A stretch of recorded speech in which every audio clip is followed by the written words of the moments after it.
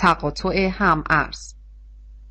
در تقاطع هم‌ارز اگر دو وسیله نقلیه‌ای که روبروی یکدیگر در حرکتند بخواهند با هم وارد خیابان مجاور واحدی شوند، حق تقدم عبور با وسیله‌ای است که به سمت راست گردش می‌کند.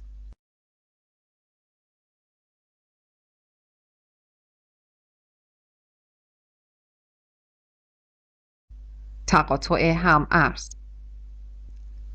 هرگاه دو یا چند وسیله نقلیه از دو یا چند راه مختلف به تقاطع هم‌ارز برسند، حق تقدم عبور با وسیله است که در طرف راست وسیله نقلیه دیگر قرار دارد.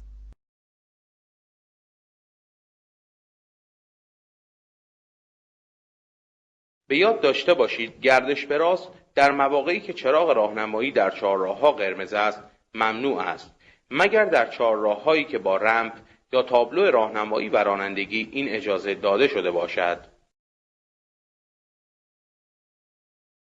میدان.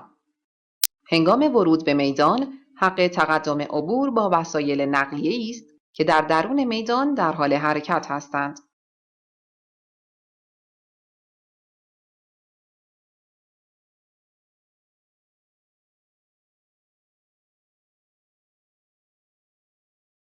سه‌راه.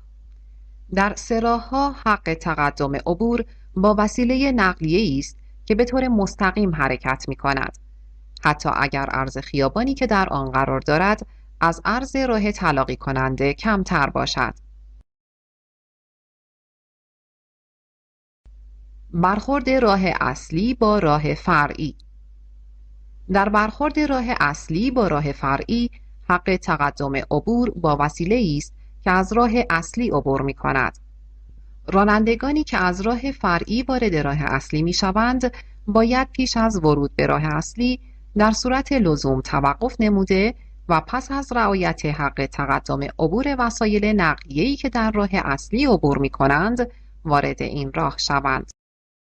لازم است بدانید که راه اصلی یا عرض آن بیشتر است یا با تابلو مشخص می‌شود. پس در تقاطع‌های فاقد هر گونه علائم، راه اصلی راهی است که عرض آن بیشتر است.